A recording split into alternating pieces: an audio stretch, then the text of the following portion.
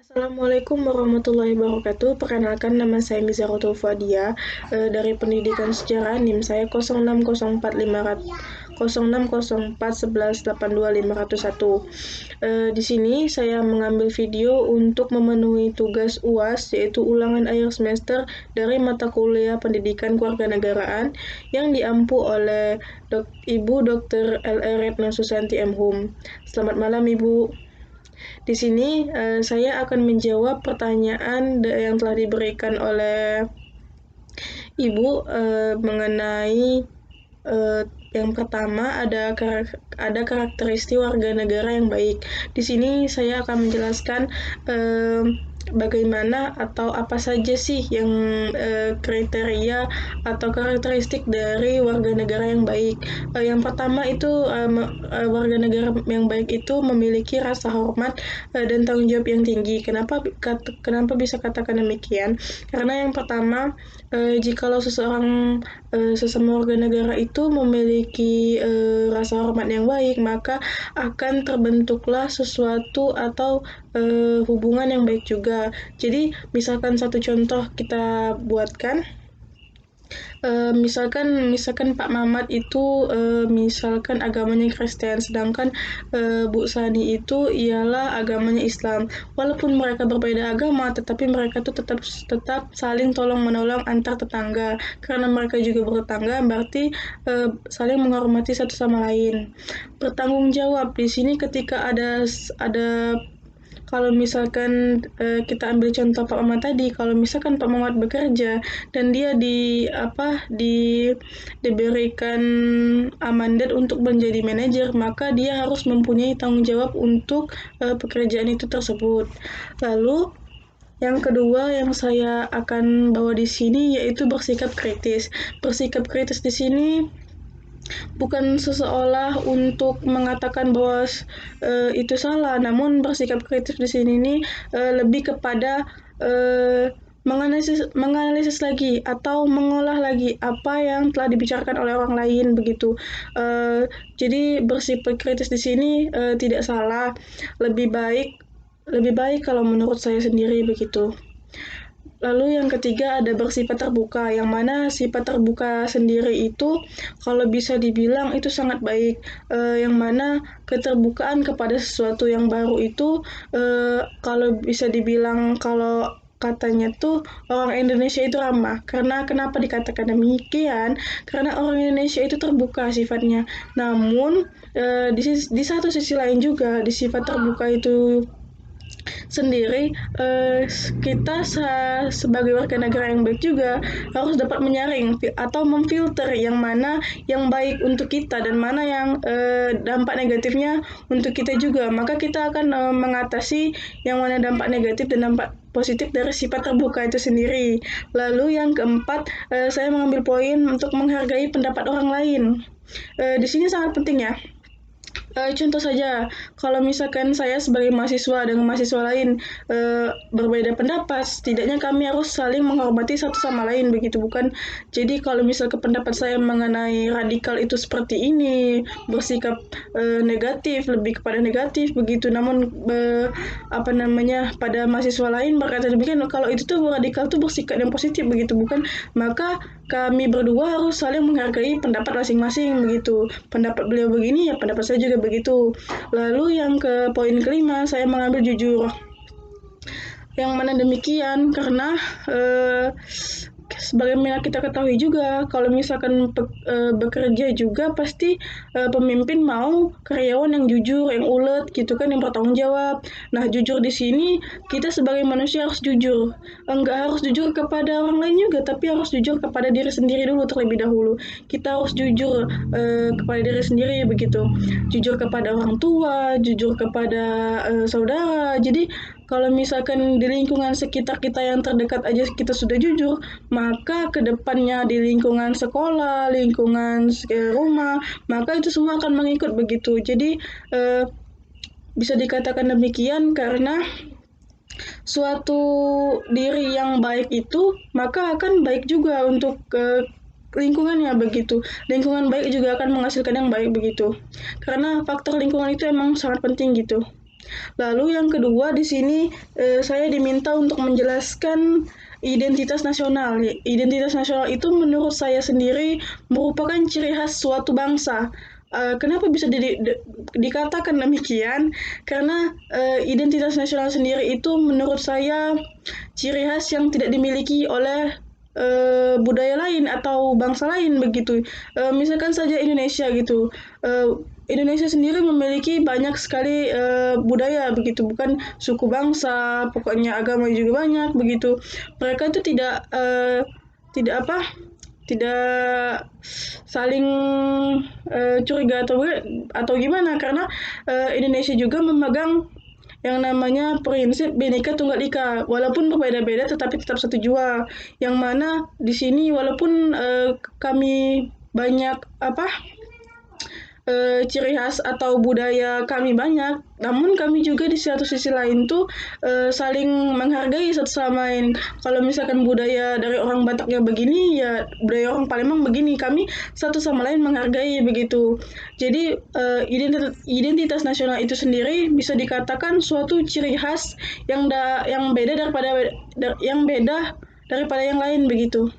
Lalu di sini ada juga unsur pembentuk identitas nasional. Yang pertama itu suku bangsa, yang mana sebagaimana yang saya jelaskan tadi juga, suku bangsa itu sangat penting karena kita ambil contoh saja di Indonesia kan. Di Indonesia ini suku bangsa kita tuh sangat banyak begitu. Apalagi kita terdiri dari 17.000 pulau, bukan dari Sumatera Selatan aja itu udah beberapa suku gitu. Jadi gak mungkin dari Sabang sampai Merauke itu cuman ada beberapa, gak, itu pasti banyak sukunya. Suku bangsa itu merupakan unsur pembentuk sekali begitu. Lalu yang kedua ada agama. Faktor agama juga sangat mempengaruhi, bisa dikatakan demikian. Karena mengapa dikatakan demikian? Karena di Indonesia sendiri itu memiliki 5 agama begitu, yang warga negaranya itu bebas untuk memilih agama yang dipercayainya dan dijalankan sesuai perintahnya itu menurut Undang-Undang Nomor 29 Ayat 1-2. Lalu yang ketiga ada kebudayaan. Kebudayaan di sini sendiri lebih berfokus atau dalam pembentukan identitas nasional itu yaitu menunjukkan atau ciri khas suatu budaya begitu. Budaya dari Indonesia ini apa sih? Kalau misalkan orang luar tuh pengen tahu Indonesia, budaya orang Indonesia tuh apa? Budaya orang Indonesia tuh orangnya ramah banget gitu. Apa orangnya tuh gimana gitu? Apa orang yang terbuka begitu. Jadi kan budaya kita tuh pasti dilihat gitu, apakah budaya ciri khasnya itu batik kah atau apa gitu. Jadi pasti suatu negara pasti memiliki budaya tersendiri begitu. Itu salah satu ciri khas atau pembedanya. Lalu yang keempat ada bahasa. Eh, Sebagaimana yang kita ketahui bahasa resmi di Indonesia yaitu bahasa Indonesia sendiri begitu. Walaupun kita bahasa daerahnya banyak begitu, bahasa Palembang gitu, bahasa yang lain juga gitu. Walaupun banyak tapi kita tetap menggunakan bahasa Indonesia begitu. Karena kita menghormati begitu, bukan kenapa dikatakan pembentuk unsur itu suatu bahasa, karena tidak semua negara itu menggunakan bahasa Indonesia, bukan. Jadi bahasa internasional itu kan bahasa Inggris, jadi kita tuh menggunakan bahasa Inggris tuh boleh mau kemana aja. Jadi itulah mengapa, karena bahasa Inggris tuh sekarang dipakai di mana-mana, karena bahasa Inggris tuh semuanya itu tuh bahasa internasional. Jadi kalau misalkan kita ke Korea Selatan, kita bukannya nggak perlu sih, kita sudah bisa berbahasa Inggris aja itu udah lebih dari cukup untuk berbekal untuk mencari misalkan jajanan atau mencari tempat wisata atau nanya toilet di mana begitu, bukan. Jadi itu tuh suatu yang bisa dapat dikatakan bahasa tuh ialah bahasa identitas suatu negara begitu. Lalu nomor 3 itu bagaimana cara mempertahankan NKRI dari disintegrasi. Yang pertama itu saya ambil tidak rasis, yang mana di sini tidak rasis di sini tidak membeda-bedakan yang mana kulit hitam dengan kulit putih begitu, ataukah rasnya bagaimana, itu tidak dibedakan. Jadi semua makhluk itu sama saja di mata Tuhan begitu, bukan?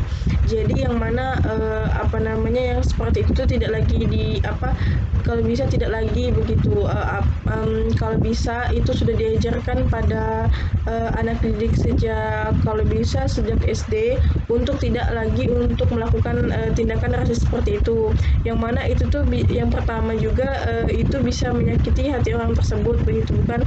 Yang kedua juga bisa menimbulkan dampak yang perpecahan gitu, yaitu disintegrasi sendiri. Lalu di sini saya akan kedua itu ada kebebasan beragama.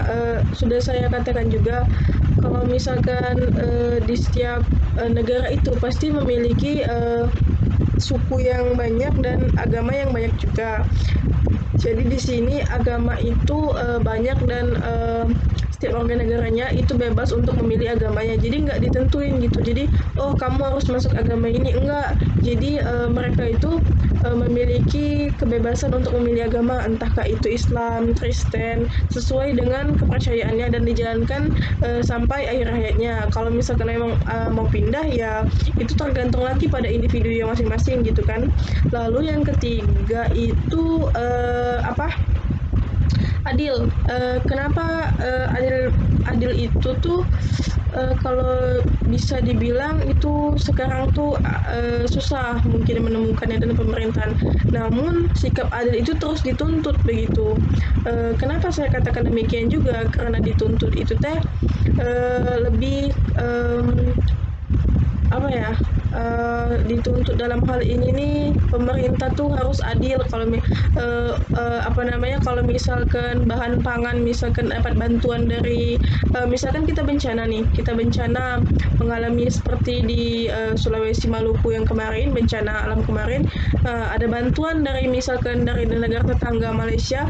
Jadi pemerintah harus adil begitu, bagian dari Sulawesi yang mana, bagian dari yang ini mana, tanpa melupakan yang lainnya. Maksudnya walaupun memang diutamakan itu kedua provinsi itu karena mengalami bencana, tapi tidak juga menelantarkan provinsi yang lain untuk mengurusinya begitu. Jadi sama-sama adil gitu, sama-sama ditepuk rata. Jadi ketika bagian yang ini dapat, semuanya juga dapat begitu. Jadi kalau misalkan adil itu seperti sekarang kan yang kita ketahui di masa pandemi ini, mahasiswa, siswa, guru dan yang lainnya itu diberikan kuota gratis gitu. Jadi kuota gratis itu harus adil. Mengapa saya katakan demikian? Karena nggak bisa guru aja yang dapat. Kalau guru aja yang dapat, bagaimana siswanya gitu? Tapi juga nggak bisa siswanya juga ada tapi gurunya nggak ada, siapa yang mau ngajar gitu kan?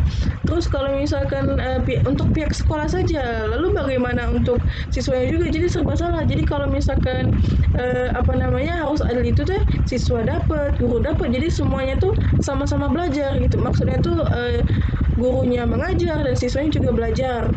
Itu adil kalau bisa dibilang. Lalu bertindak sesuai peraturan, yang mana demikian kalau misalkan setiap manusia, setiap individu menaati peraturan sesuai dengan norma dan yang ada begitu, bukan? Jadi pasti hidup tuh aman, damai begitu kan. Jadi nggak ada pertentangan, nggak ada perpecahan. Jadi semuanya tuh kayak damai aja gitu, sesama tetangga juga saling sapa gitu, nggak ada perkelahian, nggak ada saling iri dengki. Jadi enak gitu. Jadi kayak suasana di rumah teh nyaman gitu kan. Jadi kayak kita juga sesama lingkungan tetangga juga kayak lebih kayak walaupun dia tetangga tetapi kayak keluarga sendiri. Jadi kayak gak membeda-bedakan. Jadi kayak saling menghormati juga. Saling menghormati di sini juga kayak misalkan teman saya misalkan beda agama dengan saya, jadi saya harus menghormati dia juga gitu kan. Saya dulu pernah punya SMA, sempat punya teman beda agama. Dia itu Hindu dan saya Islam. Namun saya itu sangat dekat dengan beliau begitu, bukan karena saya tidak membeda-bedakan, maksudnya walaupun kami berbeda agama tetapi kami tetap berteman begitu. Jadi kayak dia menghormati saya ketika saya sholat dan saya juga menghormati dia ketika dia sembahyang gitu. Jadi sama-sama saling menghormati. Lalu yang keempat itu sikap tegang rasa. Kenapa saya masukkan sikap tegang rasa di sini? Karena sikap tegang rasa itu sendiri itu harus dimiliki, kalau bisa dibilang harus dimiliki semua orang, karena dari sifat itu juga itu bisa menimbulkan efek-efek yang baik begitu. Jadi kalau bisa dibilang juga sikap tegang rasa itu um, bisa dibilang ramah lah mungkin, karena baik gitu. Kalau misalkan orang bicara itu sopan, dijawab dengan baik, kayak kayak disiplin, tepat waktu, jadi kayak ngelihatnya tuh enak aja gitu. Lalu di sini nomor 4 yang akan kita bahas yaitu secara umum sistem pemerintahan itu bisa dikenal dengan 3, yaitu yang pertama sistem pemerintahan presidensial, yang mana sistem pemerintahan presidensial sendiri itu kepala negara dan kepala pemerintahnya itu satu, semua itu melingkupi, yaitu presiden sendiri sebagai kepala negara dan presiden juga sebagai kepala pemerintahan. Jadi mereka itu satu gitu. Jadi tugasnya memang banyak, lebih berperan di sini yaitu presidennya. Lalu yaitu sistem pemerintahan parlementer, yang mana di sini kebalikan dari sistem presidensial sendiri, yaitu parlementer di sini lebih banyak berperannya parlemen sendiri, yang mana di sini kepala negara dan kepala pemerintahan itu berbeda. Kalau presidensial itu lebih kepada kepala negara, sedangkan kepala pemerintahannya itu yaitu dipegang berbeda dengan kepala negara. Lalu yang ketiga ada semi parlementer, yang mana semi parlementer sendiri itu ya ini berupa gabungan antara sistem pemerintahan presidensial dengan sistem pemerintahan parlementer. Keduanya digabung untuk digabung dalam suatu pemerintahan, yang mana kedua belah sistem tersebut akan bekerja sama untuk menggabungkan lebih daripada pemerintahan dari kedua yang tadi, yaitu sistem pemerintahan presidensial dan sistem pemerintahan parlementer sendiri. Jadi kalau misalkan dibilang Indonesia itu menganut sistem apa begitu. Sebagaimana yang kita ketahui juga dari sejarah Indonesia sendiri, dari sejarah NKRI sendiri, bahwasanya Indonesia itu pernah menganut sistem pemerintahan presidensial, yang mana di sini kepala negara dan kepala pemerintahan itu menjadi satu. Itu pada pemerintahan Insinyur Soekarno kalau tidak salah. Jadi sistem pemerintahan presidensial itu sendiri sudah pernah memang dianut oleh Indonesia sendiri.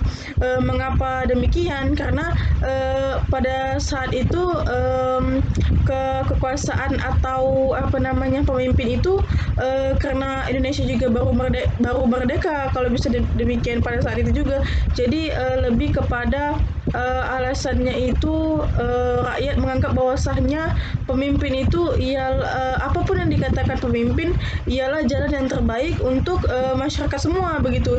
Jadi secara tidak mungkin masyarakat itu percaya kepada pemimpinnya untuk membawa negara atau suatu bangsa itu lebih ke kehidupan yang maju gitu. Tidak dipungkiri juga bahwasanya pada sistem pemerintahan presidensial sendiri, yang mana kekuasaan atau keputusannya itu memang lebih kepada presiden sendiri. Kalau presiden memutuskan atau kalau misalkan bawahannya itu memberi masukan, dan akhirnya keputusan di akhirnya memang presiden yang akan menentukan. Jadi kalau ditanya Indonesia menganut sistem apa, Indonesia itu pernah menganut sistem presidensial sendiri. Nomor 5 tentang radikal. radikal itu sendiri menurut saya itu suatu pemahaman, yang mana pemahaman itu tuh banyak orang bilang itu mengatakan lebih ke arah negatif. Kenapa demikian? Karena pemahaman itu sendiri tuh lebih kepada ketika seseorang menyukai sesuatu atau menyukai sesuatu dan dia melebih-lebihkan itu. Maksudnya tuh misalkan suka gitu, harus pakai baju itu, harus, atau misalkan dia suka kayak saya ambil contoh, kalau misalkan seseorang menyukai drakor, jadi dia harus pakai baju itu, kalau misalkan nonton drakor harus pakai baju itu, kalau misalkan nonton harus makan apa namanya, ramen sambil nonton gitu, kalau misalkan nonton drakor harus apa pakai bahasa Korea bilangnya, jadi kayak dia itu menyukai sesuatu tapi dilebih-lebihkan. Kalau menurut saya begitu. Karena kayak lebih ke pemahamannya tuh contohnya saja banyak yang mencontohkan itu kalau radikalisme itu kepada ya teroris, bukan. Di sini itu saya lihat bisa dikatakan demikian karena jikalau sama saja teroris itu apa namanya, mendambakan atau apa bisa dibilang, atau me,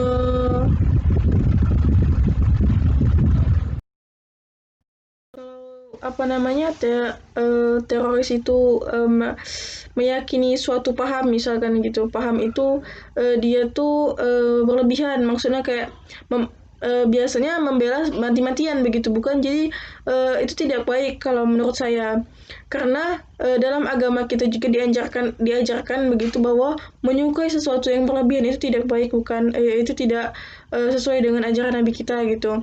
Jadi yang mana juga sebaiknya jikalau apa namanya, kita mempunyai atau mendapatkan info begitu, sebaiknya itu dibaca terlebih dahulu, difilter dulu dapat dari mana atau bagaimana.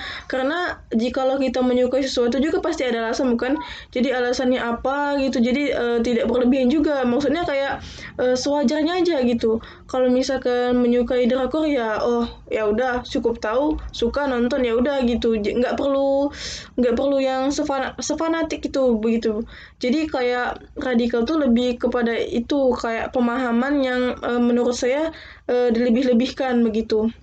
Lalu yang keenam, mengenai hubungan wawasan Nusantara, ketahanan nasional, dan bela negara. Menurut saya ketiga hal itu sangat berkerta tiga hal itu tuh sangat, itu hubungannya, timbal baliknya itu sangat erat. Kenapa saya katakan demikian? Karena wawasan Nusantara itu sendiri ialah apa namanya, pengertiannya meliputi kita sendiri gitu, meliputi negara kepulauan kita sendiri gitu, yang mana menjadi ciri khas negara kita tentang Nusantara begitu. Lalu yang kedua itu ketahanan nasional. Ketahanan nasional itu sama saja kita tuh menjaga dari negara itu sendiri. Jadi kayak wawasan Nusantara itu dijaga dan dikelola oleh ketahanan nasional itu sendiri untuk memperkuat dan mempererat wawasan Nusantara. Dan yang berhubungan dengan bela negara, karena ketahanan nasional itu harus dibela kayak itu. Nah, kayak gimana ya, bela negara itu ya sama saja menjaga ketahanan negara, ketahanan nasional maksud saya. Jadi bela negara itu kan ada undang-undangnya dalam undang itu, pasal 27 ayat 1, 2, 3, ya kalau nggak salah. Maaf dikoreksi kalau salah. Pasal itu menyatakan bahwa setiap warga negara itu berhak membela atau berkewajiban membela negaranya sendiri, yang mana itu sendiri itu